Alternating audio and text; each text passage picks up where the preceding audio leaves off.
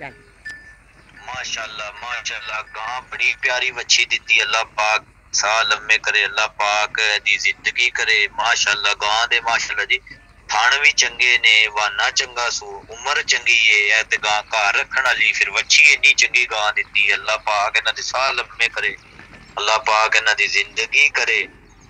ते माशाल्लाह माशाल्लाह बड़ी सोहनी बच्ची है। गां दा थण बड़ा चवा होवे तां गां दा माशाल्लाह अल्लाह पाक खैर करे। साडी गां ने बच्ची दी है, अल्लाह पाक दे लम्बे साह करे, अल्लाह पाक मगर लाए। दोस्तों है फार सेल है, ते अगर किसी दोस्त नूं चाहिदी भी होवे ते राबता कर सकदा है। साडी लोकेशन जिला सरगोदा, थाना जावरियां, चाका यादपुर है। दोस्तों आई साहब का नंबर डिस्क्रिप्शन में दिता हुंदा है। साडे फेसबुक पेज, फेसबुक आईडी सब दे लिंक दिते हुंदे ने। तुसीं वेख रहे हो मवेशी मंडी टीवी चैनल।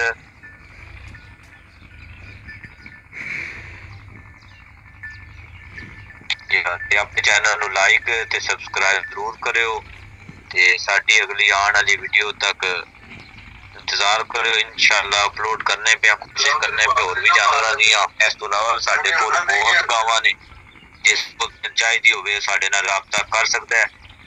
हाजी होरां दा नंबर मैं तुहानूं दे दियां। ते अगली वीडियो तक इजाजत चाहवां दे जी। अल्लाह हाफिज, अपना ख्याल रखियो, बाय बाय।